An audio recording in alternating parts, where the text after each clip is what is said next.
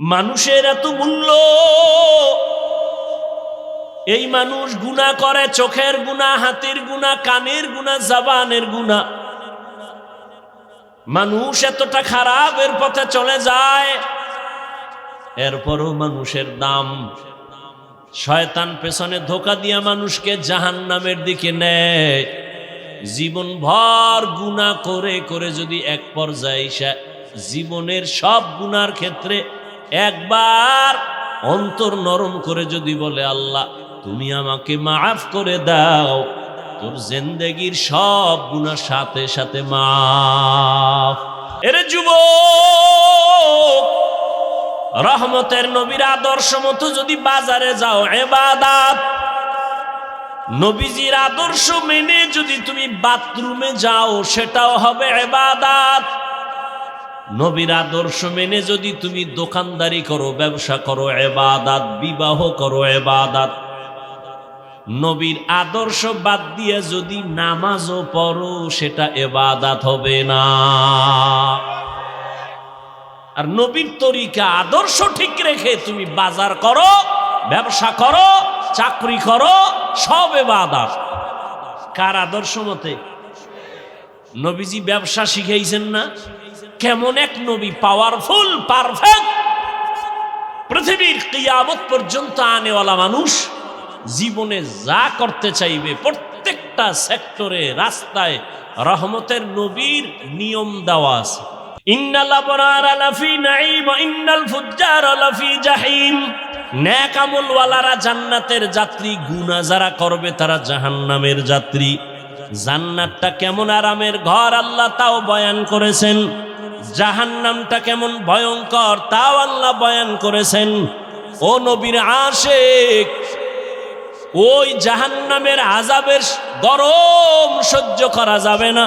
দুনিয়ায় সূর্যের গরম সইতে পারি না, মশার কামড় সইতে পারি না, একটা বেতের বাড়ি সইতে পারি না। গুনাহ নিয়ে কবরে গেলে হাসরের মাঠে আযাব সহ্য করা যাবে না। এজন্য পারি না, চেষ্টা তো চালায় যাইতে হবে। ওরে আমি কেন, জান্নাতের টিকিট হাতে আসছে 10 জন সাহাবা, এরাও জান্নাতের টিকিট পাইছেন, এরপরও সারা জীবন কান্না করেছেন, আল্লাহর কাছে কেমনে দাঁড়াবো। আবু বকর নামাজে কান্না করেন, ওমরের মতো বান্দা নামাজে কান্না করেন। আল্লাহর আদালতে কি হিসাব দিব ভয় লাগে। কোরআনে হাকিমের এক আয়াতে কারিমা সূরা আলে ইমরানের থেকে তেলাওয়াত করেছি, নবীজির হাদিস থেকে একটি হাদিস পড়েছি। আল্লাহ পাক বলেন মুমিনদেরকে, ইয়া আইয়ুহাল্লাযীনা আমানুত্তাকুল্লাহা হাক্কা তুকাতিহ, হে জগতের মুমিন, তোমরা তাকওয়া অর্জন করো তথা আল্লাহকে ভয় করো, ভয় করার মতো হক আদায় করে। ওয়ালা তামুতুন্না ইল্লা ওয়া আনতুম মুসলিমুন, এবং তোমরা কেউ মুসলমান না হওয়া পর্যন্ত মৃত্যুবরণ করিও না। নবীজি হাদিসে পাকে বলেন, আলা কুল্লুকুম রাঈন ওয়া কুল্লুকুম মাসউলুন আন রাইয়াতিহি, সাবধান হে উম্মত, তোমরা প্রত্যেকেই দায়িত্বশীল। আল্লাহর দরবারে দায়িত্বের কারণে জবাবদেহিতার কাঠগড়ায় দাঁড়াতে হবে। নবীজি হাদিস শুনাইলেন, সাহাবায়ে কেরাম প্রশ্ন করলেন, ইয়া রাসূলুল্লাহ, দায়িত্বশীল কে কার উপর? নবীজি বললেন, যার অধীনে যারা বসবাস করে, অধীনস্থদের যিনি কর্তা, গার্ডিয়ান, সে দায়িত্বশীল। সন্তান মা বাবার অধীন, প্রত্যেক মা বাবা সন্তানের দায়িত্বশীল। ছাত্র শিক্ষকের অধীন, প্রত্যেক শিক্ষক ছাত্রের দায়িত্বশীল। স্ত্রী স্বামীর অধীন, প্রত্যেক স্বামী স্ত্রীর দায়িত্বশীল। একজন সাহাবী আবার বললেন, ইয়া রাসূলুল্লাহ, আমার অধীনেও কেউ বসবাস করে না, আমিও কারো অধীনে থাকি না, অর্থাৎ আমি একা, আমার মা বাবা ভাই বোন স্ত্রী পরিবার কেউ নাই, আমার দায়িত্ব কি? নবীজি বললেন, আপনার দায়িত্ব হলো আপনি আপনার অঙ্গ প্রত্যঙ্গের হক আদায় করবেন, এটা আপনার দায়িত্ব। আল্লাহ দুটো হাত দিছেন একটা ডিউটি করার জন্য, আল্লাহ দুটো চোখ দিছেন বিনা কারণে দেন নাই, কাজের জন্য, আলাদা কাজ আছে। আল্লাহ পাক কান দিছেন, এগুলো কাজের জন্য দিছেন, বিনা কারণে আল্লাহ দেন নাই। দুনিয়াতে মানুষ কিছু বানায়, বিনা কারণে বানায় না, তো আল্লাহ কেন বিনা কারণে বানাবেন? এত বিশাল বড় আসমান মানুষের খেদমতের জন্য আল্লাহ দিছেন, বিশাল জমিন মানুষের খেদমতের জন্য আল্লাহ দিছেন, বিশাল সূর্য চন্দ্র মানুষের খেদমতের জন্য। জমিনের মধ্যে আল্লাহ অনেক নেয়ামত দিছেন, সব মানুষের জন্য। জঙ্গলে হাজারো লাখো প্রাণী মানুষের খেদমতের জন্য। নদীর মধ্যে হাজার কোটি ধরনের মাছ মানুষের খেদমতের জন্য। এগুলো এমনে দেন নাই, আল্লাহ নিজেই প্রশ্নবোধক শব্দ দিয়া বান্দাকে প্রশ্ন করেন, আফা হাসিবতুম আন্নামা খালাকনাকুম আবাসা আফা হাসিবতুম আন্নামা খালাকনাকুম আবাসান ওয়া আন্নাকুম ইলাইনা লা তুরজাউন। ও দুনিয়ার মানুষ, তোমরা কি ধারণা করেছো আমি তোমাদের অনর্থক সৃষ্টি করেছি? তোমরা কি এটাও ধারণা করেছো আর আমার কাছে আসবা না? তোমার ধারণা ভুল। আমি তোমাকে অনর্থক সৃষ্টি করি নাই এবং আমার কাছে একদিন আসতেই হবে, পালানোর কোনো সুযোগ। অতএব আমার কাছে যে আসবা, আমি তোমাকে পাঠাইলাম বিনা কারণে না। কেন পাঠাইছি? আসমান তোমার গোলাম, জমিন তোমার গোলাম, পাহাড় তোমার গোলাম, চন্দ্র তোমার গোলাম, সূর্য তোমার গোলাম, সব তোমার গোলাম। তা তোমাকে কেন এতগুলো গোলাম বানায় দিলাম? পিপিলিকার কাছে তুমি দুর্বল, মশার কাছে তুমি দুর্বল। ওয়া খুলিকাল ইনসানু যায়ীফা, মানুষ আল্লাহ দুর্বল করে সৃষ্টি করেছেন। মশায় যদি মেজাজ গরম করে, বনি আদমের ঘুম হবে না। একটা দুধের গাভীর কাছে মানুষ দুর্বল, গাভী যদি দুধ দিতে না চায় মানুষ নিতে পারবে না, কিন্তু ওটাকেও আল্লাহ মানুষের গোলাম বানায় দিছেন। কেন? এর একমাত্র কারণ মানুষের শক্তি বেশি, পাওয়ার বেশি, ক্ষমতা বেশি, জ্ঞান বেশি। কয় না, মানুষের জ্ঞানও দুর্বল, শক্তি দুর্বল, ক্ষমতাও দুর্বল। মশার যে পাওয়ার আছে, এই পাওয়ারও মানুষের নাই। আছে? সংরক্ষিত এলাকা, সেনানিবাস, অনুমতিবিহীন সাধারণ মানুষের প্রবেশ নিষেধ। অনুমতি ছাড়া ঢোকা যাবে? এরকম সংরক্ষিত জায়গা আছে না? সংসদ ভবন।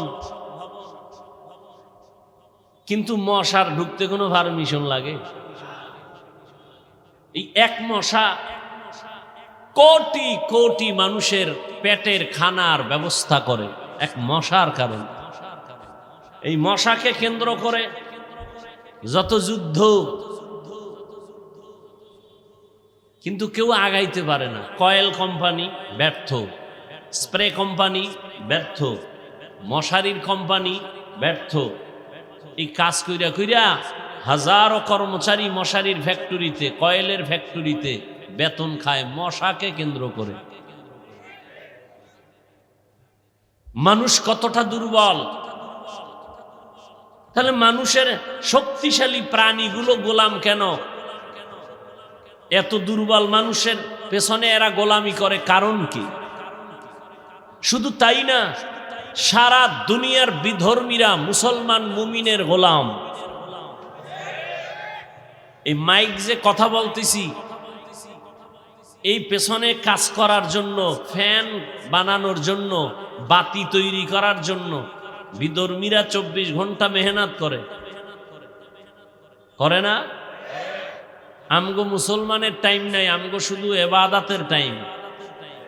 তোমরা মাইক টানায় ব্যবস্থা করে দাও, মাইক বানাও, আমরা টাকা দিব, আমাদের টাকা দিয়ে তোমরা খাইয়া ঘুমাও। আমগো মাইক বানানোর টাইম নাই, যেহেতু আমগো 24 ঘন্টা ইবাদতের টাইম। সারা দুনিয়ার সব কিছু আমার আপনার গোলাম, আর আপনি আমি কার গোলাম?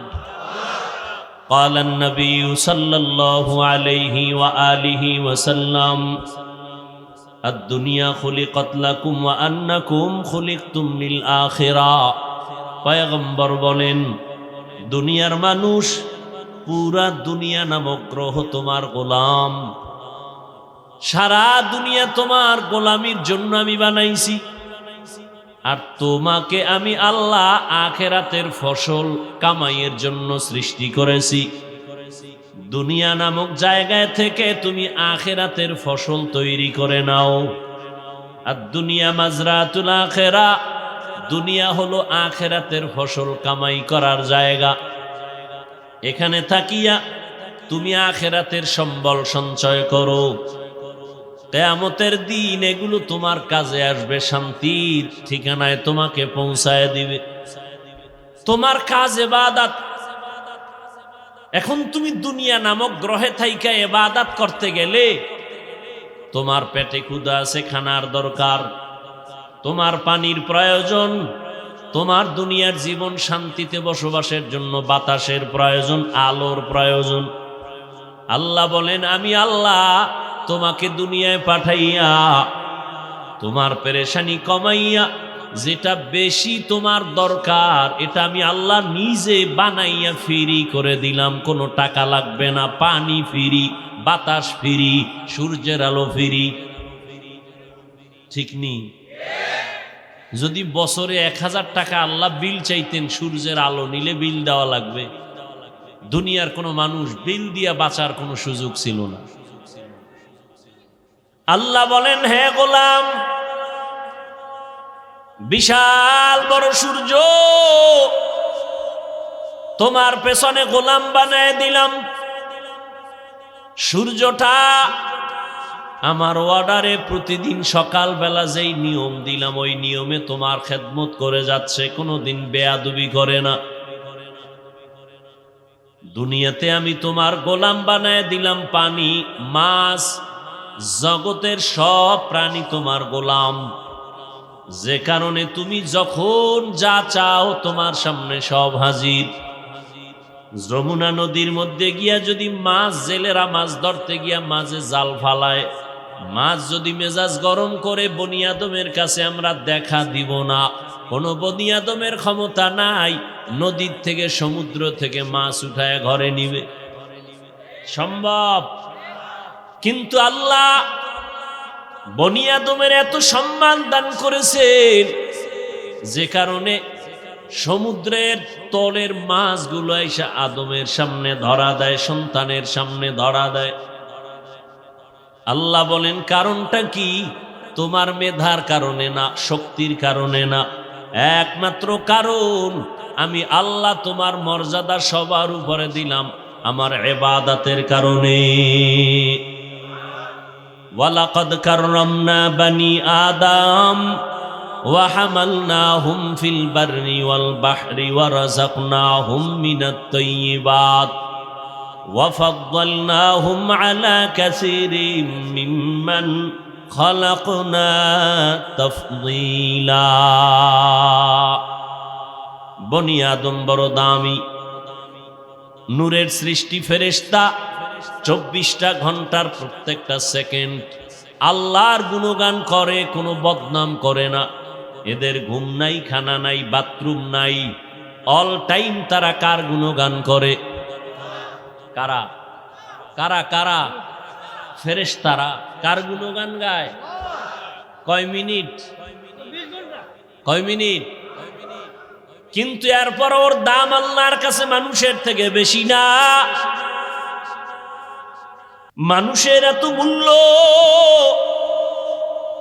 এই মানুষ গুনাহ করে, চোখের গুনাহ, হাতের গুনাহ, কানের গুনাহ, জবানের গুনাহ। মানুষ এতটা খারাপের পথে চলে যায়, এরপরও মানুষের দাম। শয়তান পেছনে ধোঁকা দিয়া মানুষকে জাহান্নামের দিকে নেয়। জীবন ভর গুনাহ করে করে যদি এক পর্যায়ে জীবনের সব গুনার ক্ষেত্রে একবার অন্তর নরম করে যদি বলে, আল্লাহ তুমি আমাকে মাফ করে দাও, তোর জিন্দেগির সব গুনাহ সাথে সাথে মাফ। আতিনা ফি দারে দুনিয়া না হাসান, আতিনা ফি দারে উকবা না হাসান, ইয়া গিয়াসাল মুস্তাগীসিন ইহদিনা লিফতিখারা বিল উলুমে ওয়াল গিনা। হর গরি দেনে কো তু তৈয়ার হ্যায়, জু না মাঙ্গে উসসে তু বেজার হে। ও যুবক, তোমার হায়াত কত? কয় 25। আর একজনের কত? কয় সর্বোচ্চ 30। তোমার এই 30 বছরের মধ্যে কয় বছর আল্লাহর জন্য অক্ফ করে দিয়েছে? কয় 1 বছর তো দূরের কথা, 1 ঘন্টাও না। ও যুবক, আল্লাহর গোলাম, আল্লাহ পাক দুনিয়ার সব আপনার আমার গোলাম বানাইয়া আল্লাহ বলেন ইবাদত করো। ইবাদত মানে 24 ঘন্টা। রাতের বেলা মসজিদে নামাজে দাঁড়াও, দিনের বেলা রোজা রাখবা, এই কাম তোমার ইবাদত না। বরং তুমি দুনিয়াতে থাকিয়া সংসার চালাও ইবাদত, ব্যবসাও যদি করো ইবাদত, চাকরিও যদি করো তুমি ইবাদত। দুনিয়ায় চলো, আল্লাহর মোহাব্বত নিয়ে তুমি যত কাজ করবা সব ইবাদত। কান্না করবা ইবাদত, তুমি হাসি দিবা সেটাও হবে ইবাদত। কাউকে বুকে লাগায় বন্ধু বানাও ইবাদত, কাউকে তুমি দূরে সরায় শত্রু মনে করো সেটাও হবে ইবাদত। তবে বিনা কারণে না, মন মতো না। 2টা শর্তের বিনিময়ে। 1 নাম্বার শর্ত আল্লাহর সন্তুষ্টির জন্য, 2য় শর্ত সব হবে মদিনাওয়ালা নবীর তরিকা। কার তরিকা? কার আদর্শ? এই কথা বলেন, কার আদর্শ? রহমতের নবীর আদর্শ মতো যদি বান্দা তুমি ঘুমাও ইবাদত। এর যুবক, রহমতের নবীর আদর্শ মতো যদি বাজারে যাও ইবাদত। নবীজির আদর্শ মেনে যদি তুমি বাথরুমে যাও সেটাও হবে ইবাদত। নবীর আদর্শ মেনে যদি তুমি দোকানদারি করো, ব্যবসা করো ইবাদত, বিবাহ করো ইবাদত। নবীর আদর্শ বাদ দিয়ে যদি নামাজও পড়ো সেটা ইবাদত হবে না। আর নবীর তরিকা আদর্শ ঠিক রেখে তুমি বাজার করো, ব্যবসা করো, চাকরি করো, সব ইবাদত। কার আদর্শ মতে? নবীজি ব্যবসা শিখাইছেন না? কেমন এক নবী, পাওয়ারফুল, পারফেক্ট। পৃথিবীর কিয়ামত পর্যন্ত আনেওয়ালা মানুষ জীবনে যা করতে চাইবে প্রত্যেকটা সেক্টরে, রাস্তায় রহমতের নবীর নিয়ম দেওয়া আছে। যা করবেন প্রত্যেকটা ক্ষেত্রে পৃথিবীর কোন ব্যক্তি সর্বক্ষেত্রে নিয়ম দিতে পারে নাই, পদ্ধতি শিখাইতে পারে নাই। আল্লাহ রসুলের মাধ্যমে সব ক্ষেত্রে পদ্ধতি। দুশ্মনের সাথে ব্যবহার কেমন হবে, বন্ধুর সাথে ব্যবহার কেমন হবে, মা বাপ হয়ে সন্তানের সাথে ব্যবহার কেমন হবে, রসুল শিখিয়ে গেছেন সাহাবায়ে কেরামদেরকে, প্র্যাকটিক্যাল শিখাইছেন। স্বামী হইয়া স্ত্রীর সাথে ব্যবহার কেমন হবে, শিক্ষক হয়ে ছাত্র ছাত্রীর সাথে ব্যবহার কেমন হবে, প্রতিবেশীর সাথে ব্যবহার কেমন হবে, বেঈমানের সাথে মুমিনের আচরণটা কেমন হবে, সবগুলো আল্লাহ পাক নবীর দিয়ে প্র্যাকটিক্যাল শিখাইয়া দিছেন। এখন এগুলো আমরা জানি না। নবীও আর শিখাইতে আসবেন না। আসবেন? সাহাবায়ে কেরাম আর আসবেন না। এখন শিখবো কিভাবে? এগুলো কই? বলে কোরআন হাদিসে সব জমা আছে। কোরআনও পড়তে পারি না, হাদিসও পড়তে পারি না, আমার উপায় কি? কিয়ামত পর্যন্ত উপায় একটা, উলামায়ে আহলে হকের বন্ধু হয়ে যাও। কার বন্ধু? উলামায়ে আহলে হকের বন্ধু হয়ে যাও। তাদের পরামর্শ নিয়ে জীবনটা চালাও। এর যুবক, মনে মনে ভাবো হুজুরদের কথা তো ঠিক, কিন্তু আমি মানতে গেলে আমার স্বাধীনতা থাকবে না। আমি তোমাকে আল্লাহ বিবেক দিছেন, পশুকে আল্লাহ ভালো মন্দ যাচাই করার বিবেক দেন নাই। আল্লাহ মানুষকে দিছেন, তোমার দেওয়া বিবেকটা দিয়ে একটু চিন্তা করো রে বাবা। আল্লাহ পাক বলেন আমাকে ভয় কর, মুসলমান না হইয়া কবরে আসবি না, সাবধান। মৃত্যুবরণের আগে মুসলমান হইয়া মরবি, আগে আমাকে ভয় করে চলবি। আমাকে ভয় করার মানি আরবি কোরআনের ভাষা, তার নাম তাকওয়া। তাকওয়া মানি গুনাহ থেকে নিজেকে বাঁচাও, গুনাহ মুক্ত জীবন তৈরি করো, তাহলেই তোমার মর্যাদা ঠিক থাকবে। মুসলমানের খাতায় নাম উঠবে, তুমি কবরে যাইবা। মরণের আগে আজরাইল আসবে তোমার রুহুটা নেওয়ার জন্য। যদি মুসলমানি কায়দায় রুহুটা দিতে পারো, আজরাইল আসার আগে যেই জান্নাত তোমার জন্য আল্লাহ বানাইছেন, মরার আগে সে জান্নাতের ছবি আল্লাহ দেখায় দিবেন। এরে যুবক বাবা, ও শিক্ষিত মুসলমান, আল্লাহর ভয় অন্তরে জমা করি, গুনাহ থেকে নিজেকে বাঁচাও। আজ তোমাদের চোখের সামনে আমরা যারা টুপি পরি, দাড়ি রাখলাম, নামাজ পড়ি, পর্দা করি, হালাল খাই, আল্লাহর ভয়ে চোখ দিয়া ইচ্ছা করে গুনাহ করি না, হাত দিয়া চেষ্টা করি না। আল্লাহর আযাবের ভয়, গালি দিতে পারি, দেই না, আমার আল্লাহর আযাবের ভয়। তোমার বিরুদ্ধে আমিও ফেসবুকে লিখতে পারি, লেখি না, আমার আল্লাহর আযাবের ভয়। ঠিক নেই? এবার তোমাকে আমি প্রশ্ন করি বাবা, তুমি নবীর তরিকা মানো না, দাড়ি নাই, টুপি নাই, নামাজ নাই, পর্দা নাই, হালাল হারামের ভেদাভেদ নাই,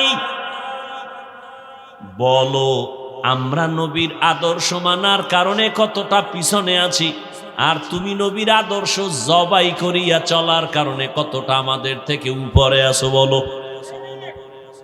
বুঝেননি কথা? আমরা নবীর আদর্শ মানার কারণে কতটা পেছনে আছি, সম্মান কম।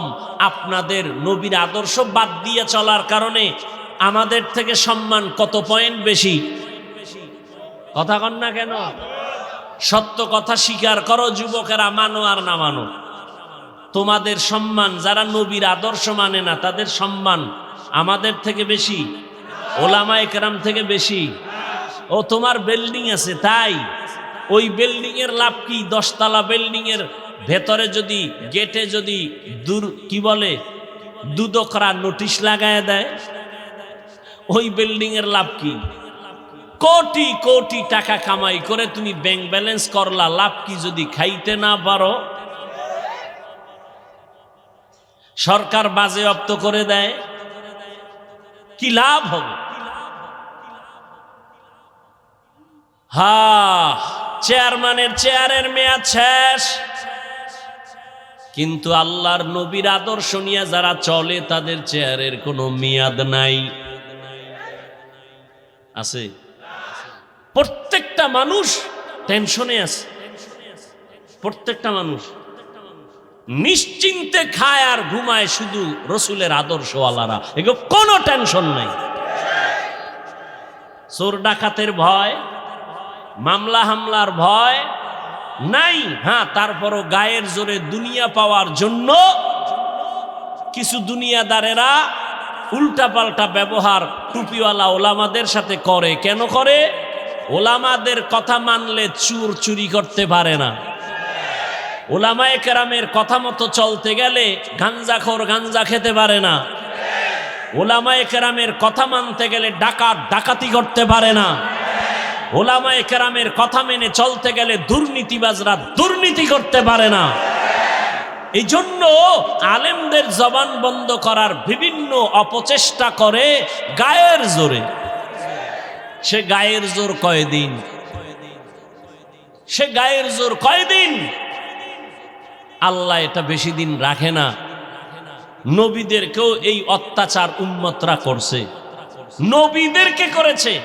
আমরা তো মানুষের কাতারেই না, সুরাতে মানুষ, আসলে এটা মানুষ না, এটার নাম মানুষ না। আদমিয়াত লাহম শাহম পোস্তে নিস, আদমিয়াত জুজরে যায় দোস্তে নিস, আদমিরা আদমিয়াত লাজেমাস উদেরা গর্বুনা বাশুদ হি জামাস্ত গর্ব সুরত आदमी इन साबुदे अहमद अबू জাহল হাম এক সাবুদে।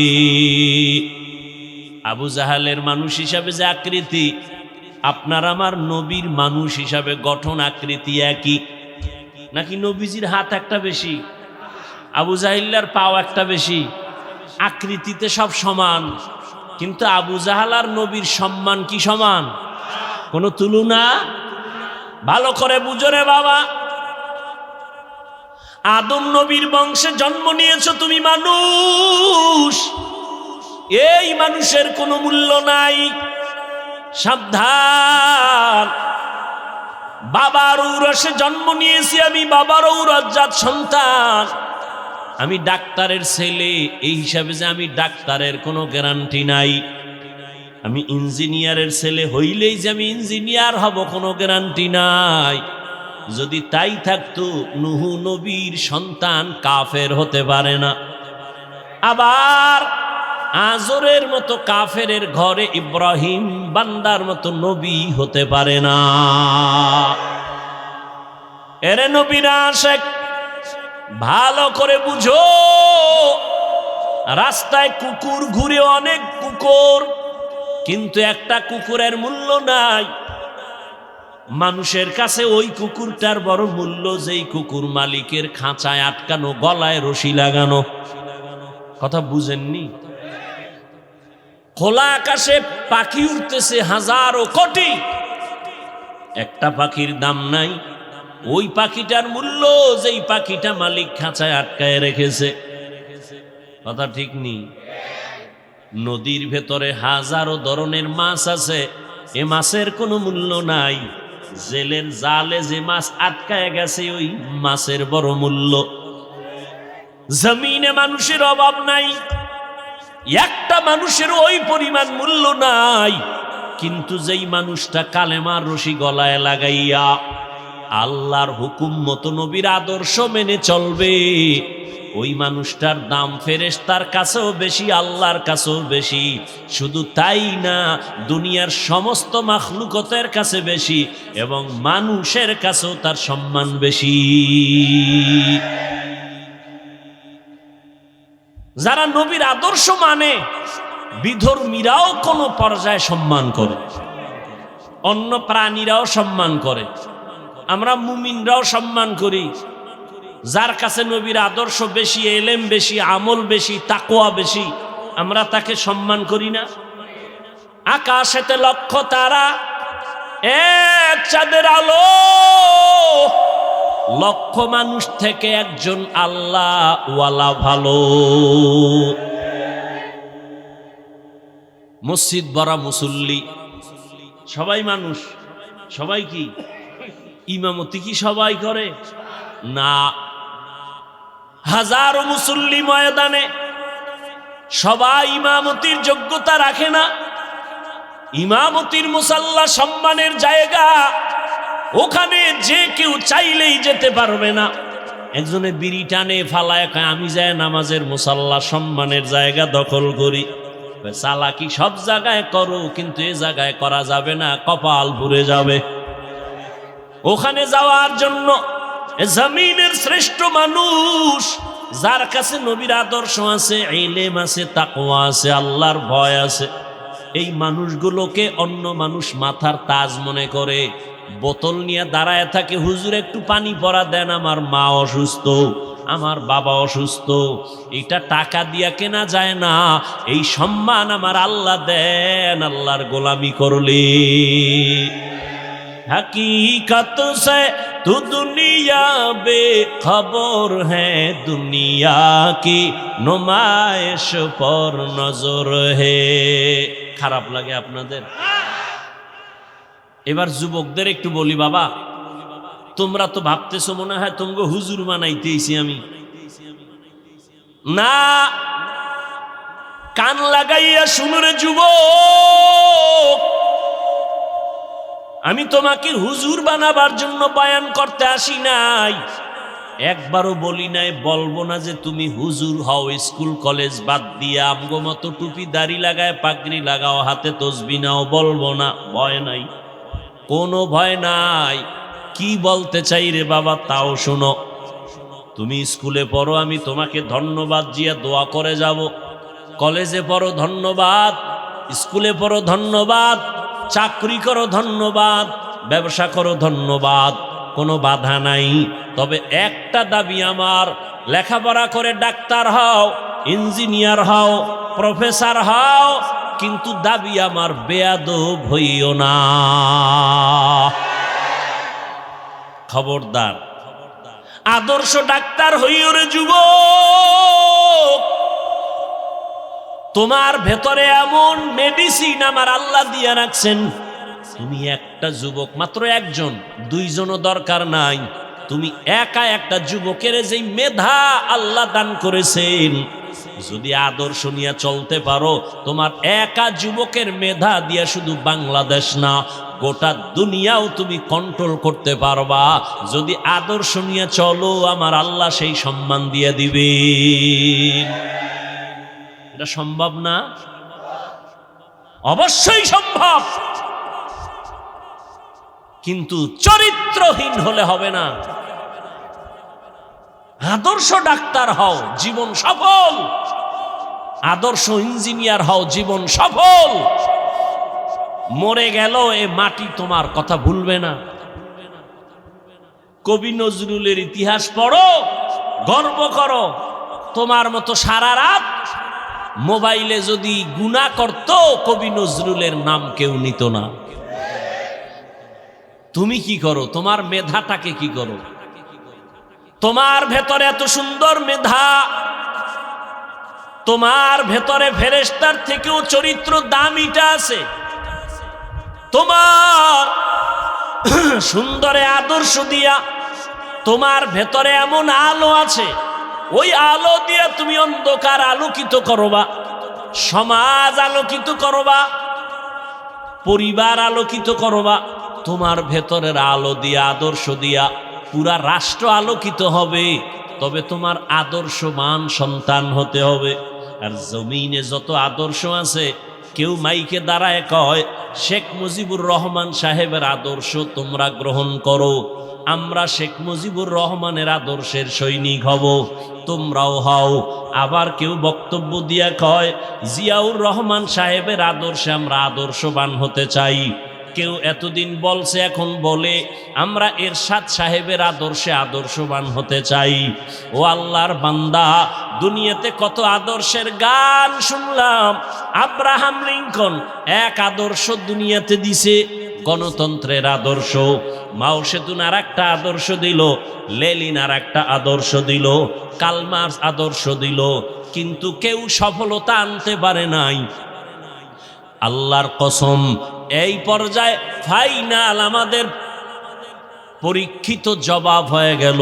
দুনিয়াতে যত স্লোগান আর যত কিছু শুনো রে বাবা, ফাইনাল জবাব নাও।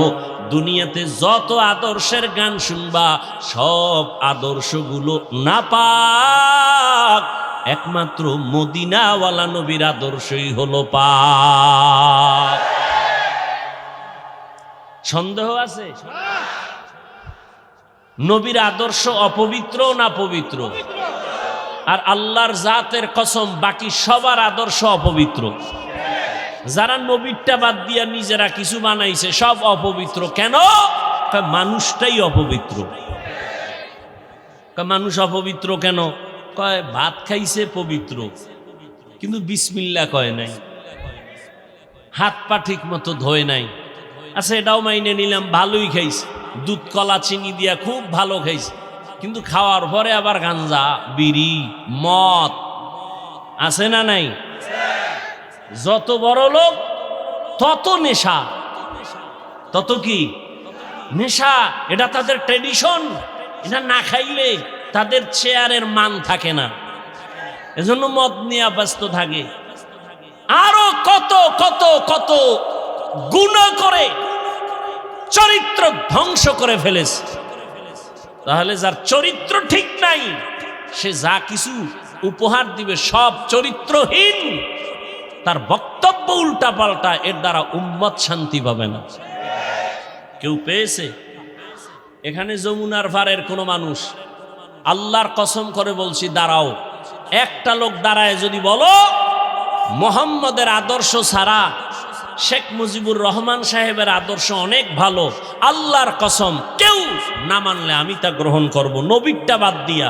ভালো করে বুঝো, কেউ যদি দাঁড়ায় বলতে পারো মদিনাওয়ালা মুহাম্মদের আদর্শ বাদ দিয়া জিয়াউর রহমান সাহেবেরটা অনেক ভালো, আমি মদিনারটা বাদ দিয়া টারটা নিব, বলো মদিনারটার থেকে ভালো কোনো আদর্শ কারো কাছে আছে?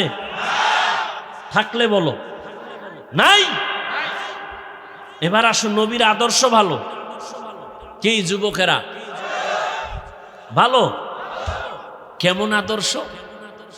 আঙ্গুলের নখগুলো কেমনে কাটবা, কেমনে রাখবা, সেখানেও নবীর আদর্শ আছে। কেমনে তুমি চুলগুলো কাটবা রাখবা, সেখানেও মদিনার নবীর আদর্শ।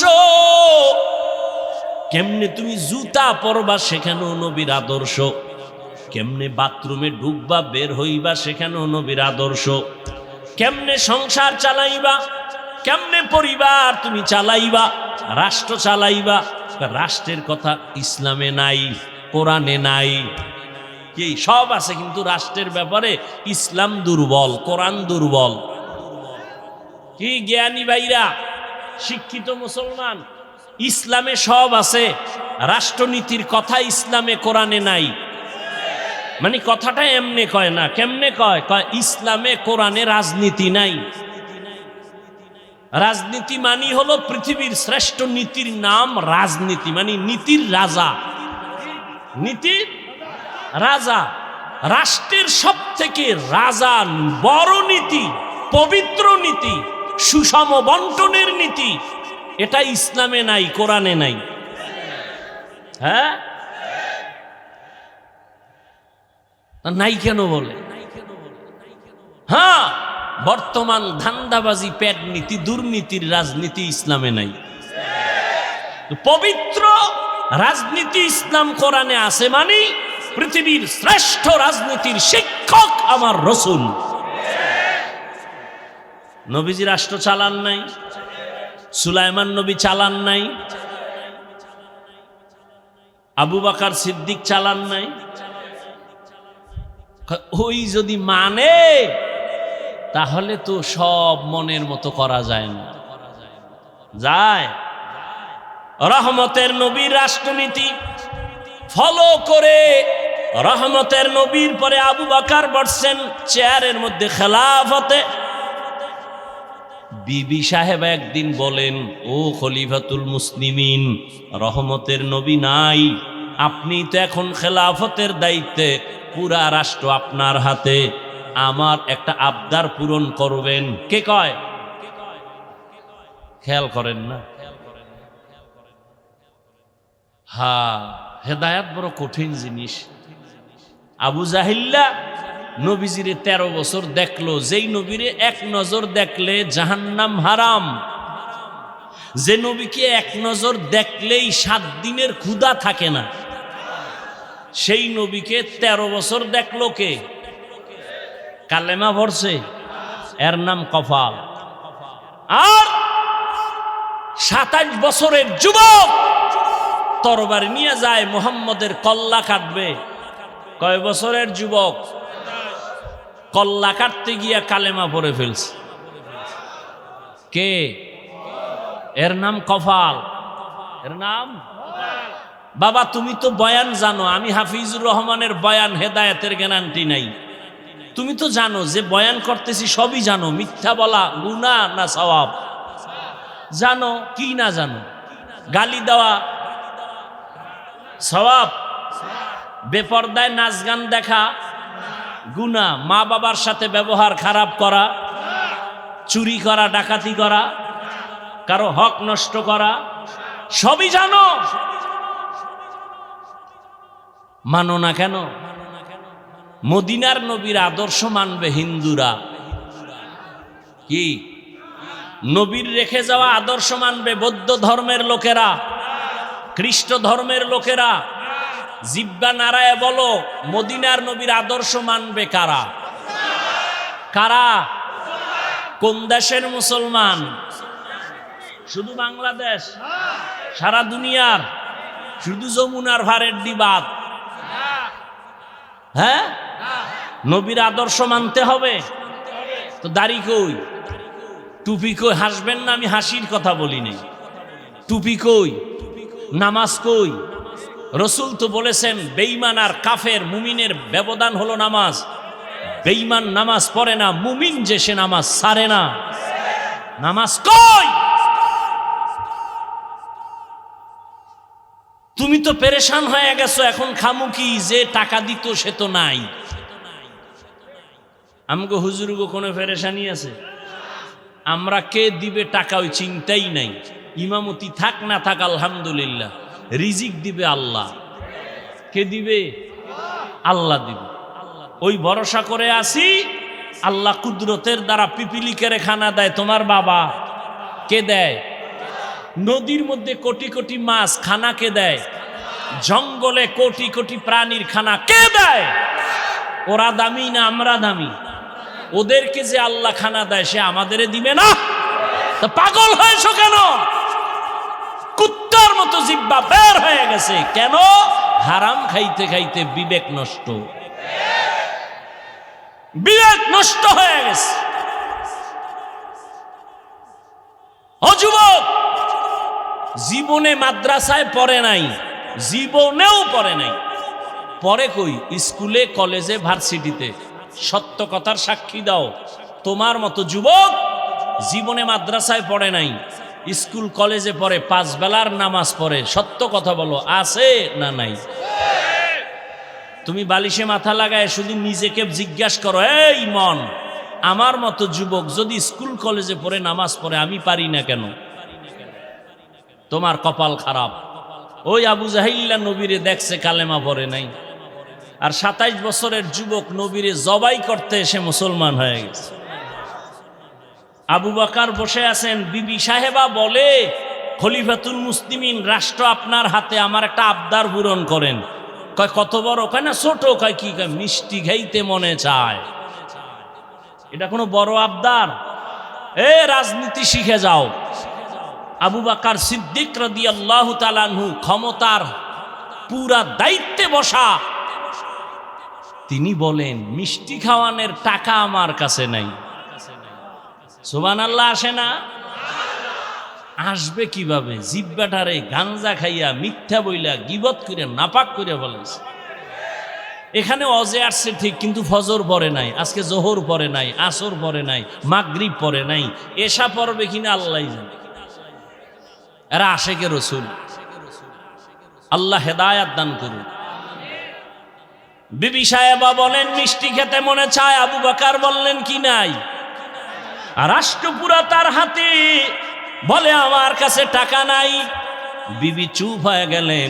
কিছুদিন পরে বিবি কিছু আলাদা টাকা দিলেন। স্বামী আমার খলিফাতুল মুসলিমিন, নেন। টাকা নাই বলছেন, আমি দিলাম। আবু বকর কয় টাকা পাইছো কই? আমগো বউ যদি টাকা দেয়, কই কমু না, বলমু যে পাইলে মাসে মাসে চুরি করে হলেও দিও। তোমার মতো বউ দরকার। আমি একদিক দিয়ে কামামু, তুমি আর একদিক দিয়ে চাকরি করে কামাও। চোখের জিনা করো, হাতের জিনা করো, ছোট ছোট জিনার থেকে এরপরে বড় জিনায় লিপ্ত হয়, এরপরে মোবাইলে চ্যাটিং করে হিজরত করবে। আমি খাল্লি বাল্লি পরে থাকবো। এজন্য বেশি খাইতে চাইলে মোটেও পায় না। আল্লাহর এক বান্দি বলেন, ওই দুনিয়ার মানুষ, ভালো করে বুঝো, দুনিয়াতে দেখো, রহমতের নবী প্রথম 25 বছরের ভরা যুবক, সারা দুনিয়ার যুবকের তুলনা রসুলের সাথে হয় না। সেই রসুলের 25 বছর বয়সের যৌবন, সে সময় রসুল বিবাহ করলেন দুই স্বামীর পরে তৃতীয় হিসাবে আম্মাজান খাদিজাকে, নবীর বয়স 25, আম্মাজান খাদিজা রাদিয়াল্লাহু আনহার বয়স 40। সন্তানের মা একাধিক। নবী তাকে নিয়ে যতদিন ছিলেন কোনদিন দ্বিতীয় বিবাহের চিন্তা করেননি। নারীরা মারিয়াম আলাইহিস সালাম স্বামী ছাড়া, স্বামী মরে গেছে, জানাজার আগে কয় আর এক জায়গায় দৌড় দিমু, আছে না নাই? সন্তানগুলো কই যাবে ও চিন্তাও নাই।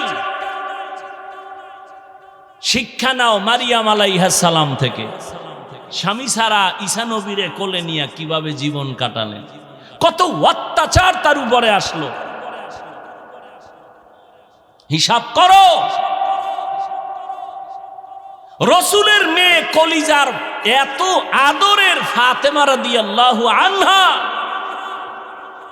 হযরত আলীর ঘরে কিভাবে ঘর করেছেন, কষ্ট করেছেন, নিজের সংসারের কাজ নিজে করেছেন। আর আমগো আম্মাজানদের কি হালাত, ওই স্বামী বেচারার কপালেও বউয়ের হাতের পাক করা খাওন নাই, ভাত নাই, কাজের মাইয়া ভোলা রান্দে দিবে, খাবে। সান কপাল, এমন বউ বিয়ে করছে যারে আগুনের কাছে নিলে চেহারা ঝলসে যাবে, পাক করতে পারবে না। সৈয়দ বংশের কন্যা, ডানা কাটা ভরি। আল্লাহ হেদায়াত দান করুন। অথচ ফাতেমা রসুলের কত আদরের সবাই জানেন। হযরত আলীর ঘরে কি কষ্ট করেছেন ইতিহাস পড়েন। বই কেনা লাগবে না, গুগলে সার্চ দাও, ফাতেমার জীবনী চলে আসবে রাদিয়াল্লাহু আনহা। কি কষ্টের জিন্দেগি কাটালেন। আরবের ভিতরে শ্রেষ্ঠ ধনী খাদিজা রাদিয়াল্লাহু আনহা নবীকে দুশমনেরা শিয়াবে আবু তালিবে 3টা বছর গৃহবন্দী করেছে, খানা দেয় না, পানি দেয় না। নবী গাছের পাতা সিঁড়ে সিঁড়ে চাবায় আর পেটের ক্ষুধা নিবারণ করে। আর সেই সময় ধনী সব থেকে সম্পদ খাদিজার, রসুলের স্ত্রী, সে ওই সম্পদ রসুলকে দান কইরা, চাইলে ভালো খাইতে পারে, স্বামী এক জায়গায় আছে আমি আরামে খাই না, তিনিও চলে গেছেন, নবী কষ্ট করবে আর আমি আরামে থাকবো না, স্বামী কষ্ট করবে, আমি ওই কষ্টে শেয়ার করে নিব। এই তো স্বামী স্ত্রীর জীবন। এই সংসারে ফুটন্ত গোলাপ হয় না। আমাদের সংসার কি হচ্ছে? সন্তানের মাঝখানে বসায়া মা বাবা ঝগড়া করে, গালাগালি করে, আর সন্তান এগুলো শিখে। ঠিক নি? মা বাবা সন্তানের সামনে টিকটক দেখে, মোবাইলে নাচ গান দেখে, সন্তান এগুলো শিখে। আর এই সন্তান কোনোদিন মা বাবার খেদমত করবে না। আল্লাহ হেদায়াত দান করুন। বলতেছিলাম, ও যুবক, তোমার মতো যুবক যদি স্কুল কলেজে পড়ে 5 বেলার নামাজ পড়ে, তোমার কাছে প্রশ্ন, বলো তুমি কেন পারো না? তোমার মতো যুবক রাস্তায় গাড়ি চালায়, নামাজ পড়ে, তুমি কেন পারো না? তোমার মতো যুবক জেনারেল লাইনে থাকিয়া কৃষি কাজ করে, নদীর মধ্যে মাছ ধরে, 1 বেলার নামাজ বাদ দেয় না, বলো তুমি কেন পারবা না? কপালটা কি তোমার পুড়িয়া গেল নাকি জানি না। র্যাব, আর্মি, পুলিশ, বিডিআরের চাকরি করে, নামাজ ছাড়ে না, দাড়ি কাটে না, বলো তুমি কেন পারবা না? তোমার ভেতরে কি আল্লাহর ভয় নাই? আবু বকর বিবিকে জিজ্ঞাসা করলেন, টাকা কই পেয়েছো? আম্মা জানেরা ভালো করে শুনেন, আপনাদের এত মর্যাদা আমি পারবো না, সময় নাই সেই বয়ান করার। আপনাদের এত মর্যাদা, আপনারা নবীদের মায়ের মতো দামি মা, সাহাবায়ে কেরামদের মায়ের মতো দামি মা, আপনারা খাদিজা রাদিয়াল্লাহু আনহার মতো দামি নারী, আপনারা ফাতেমা রাদিয়াল্লাহু আনহার মতো দামি নারী। এরে আম্মা জান, আবু বকর সিদ্দিক রাদিয়াল্লাহু আনহুর স্ত্রী বললেন, আপনি যে মাসে মাসে সরকারি কোষাগার থেকে বেতন নেন, রাষ্ট্রীয় দায়িত্ব পালন করিয়া, ওই বেতন থেকে আমি মাসে মাসে অল্প কিছু টাকা জমাইয়া আপনার হাতে দিলাম মিষ্টি খাওয়ার জন্য। এবার আবু বকর কি কয় শুনে নাও রে যুবক বাবারা। আবু বকর সিদ্দিক রাদিয়াল্লাহু আনহু বলেন, ও বিবি, তাহলে আমি বুঝতে পেরেছি, আমি যে মাসে মাসে বেতন পাই, তুমি যে টাকাগুলো আলাদা করে জমাইছো, এই টাকাগুলো না হইলেও তো আমার সংসার বাকি টাকায় চলে। বেতন থেকে এই টাকা যদি কমায় নেই, কম হয় তো সংসার চলে। তাহলে আমি ওয়াদা করলাম আগামী মাস থেকে বেতন থেকে এই টাকা কমায় নিব। আর তুমি যে মিষ্টির টাকা দিছো, এই টাকা সরকারি ফান্ডে জনগণের খেদমতে দান করে দিলাম।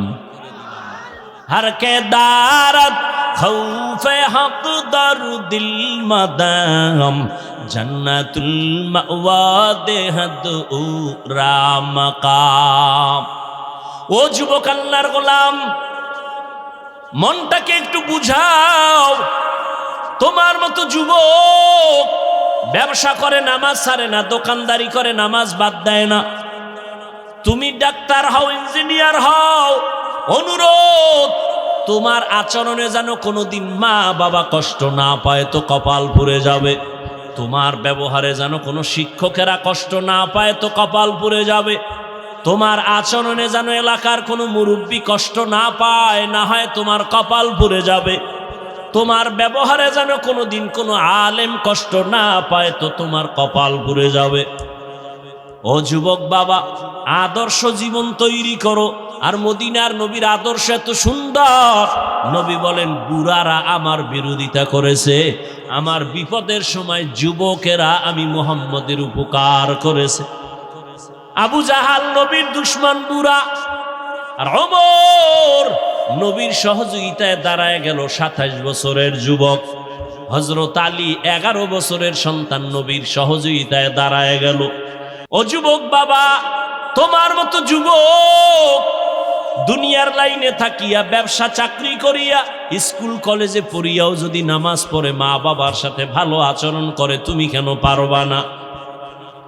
এখনো সময় আছে, তওবা করো, আল্লাহর কাছে ক্ষমা চাও, আর কোনোদিন মা বাবার বরদোয়া নিও না।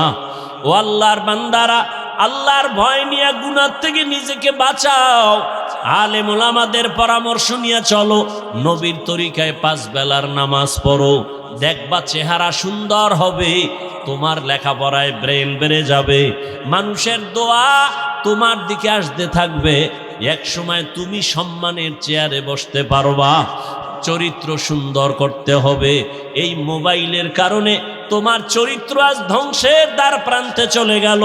ও আল্লাহর গোলাম, এক সময় বসে বসে কান্না করবা, কিন্তু চোখের পানি মুছার আপন কাউকে কাছে পাইবা না। যাদের তুমি আপন মনে করতেছো, আপন মনে করে গুনাহ করো, মোবাইলে সারা রাত গুনাহ করো, আপন মনে করে যাদের সাথে, এরাই তোমার দুশমন হয়ে যাবে। অপেক্ষা করো, বসে বসে এক সময় কান্না করবা, চোখের পানি মোছার আপন কাউকে কাছে পাবা না। মাও আসবে না, ধিক্কার জানাবে, তুই চরিত্রহীন সন্তান। বাবাও ধিক্কার জানাবে, তোর ব্যবহার খারাপ, আমি যাব না। আলেমর আমারাও যাবে না, মুরব্বীরাও দোয়া করবে না। এরকম চতুর্মুখী বরদোয়া যাদের কপালে চলে আসে, ওরা দুনিয়াও বরবাদ, আখিরাতও বরবাদ। অতএব আল্লাহর ভয় নিয়া, উলামায়ে কেরামের পরামর্শ নিয়া তওবা করো। ও যুবক, আমিও তো পারতাম তোমার মতো প্যান্ট শার্ট টাই লাগায়া দাড়ি কামাইয়া রাস্তাঘাটে মাস্তানি করতে পারতাম, কিন্তু না, টুপির কারণে আজ আমার মাথা গরম, তাও বুঝি। দাড়ির কারণে যৌবন চলে যায়, তাও বুঝি। লম্বা জামা পরার কারণে শরীরটা গরম লাগে, তাও বুঝি। শুধু তাই না, আমগো টুপিওয়ালা বলে কত মানুষ বাজে কথা বলে, গালি দেয়। তোমরাও যে আমাদের বাজে কথা বলো, তাও আমরা জানি। এরপরও কেন টুপি সারি না, দাড়ি সারি না, নামাজ সারি না, বেপরদায় চলি না? কারণ আল্লাহর কোরআন সত্য, নবীর কথা সত্য, গুনাহগারের জন্য জাহান্নাম, এটাও কোরআনের আয়াত, এটাও সত্য। ইন্নাল আবরারা লাফি নাঈম ওয়া ইন্নাল ফুজ্জারা লাফি জাহিম। নেক আমলওয়ালারা জান্নাতের যাত্রী, গুনাহ যারা করবে তারা জাহান্নামের যাত্রী। জান্নাতটা কেমন আরামের ঘর আল্লাহ তাও বয়ান করেছেন, জাহান্নামটা কেমন ভয়ঙ্কর তাও আল্লাহ বয়ান করেছেন। ও নবীর আশিক, ওই জাহান্নামের আযাবের গরম সহ্য করা যাবে না। দুনিয়ায় সূর্যের গরম সইতে পারি না, মশার কামড় সইতে পারি না, একটা বেতের বাড়ি সইতে পারি না। গুনাহ নিয়ে কবরে গেলে হাসরের মাঠে আযাব সহ্য করা যাবে না। এজন্য পারি না, চেষ্টা তো চালায় যাইতে হবে। ওরে আমি কেন, জান্নাতের টিকিট হাতে আসছে 10 জন সাহাবা, এরাও জান্নাতের টিকিট পাইছেন, এরপরও সারা জীবন কান্না করেছেন আল্লাহর কাছে কেমনে দাঁড়াবো। আবু বকর নামাজে কান্না করেন, ওমরের মতো বান্দা নামাজে কান্না করেন। আল্লাহর আদালতে কি হিসাব দিব ভয় লাগে। ও আল্লাহর বান্দারা, সাহাবায়ে কেরামের এত সুন্দর ইবাদত, নামাজ, তেলাওয়াত, তাকওয়া, এরপরেও যদি তারা জান্নাতের টিকিট পাইয়াও কান্না করেন, আপনার আমার নামাজ তো নামাজই না, রোজাও না, এগুলো তো আল্লাহর জন্য কিছুই করতে পারি না, তাহলে আপনার তো আরো বেশি কান্না করা দরকার। অথচ কোনো চিন্তাও নাই, কান্নাও নাই, কোনো আফসোসও নাই। কিছু কিছু কপাল পোড়া দেখা যায়, নিজেও কাঁদে না, অন্য যদি কান্না করে তাও পছন্দ করে না।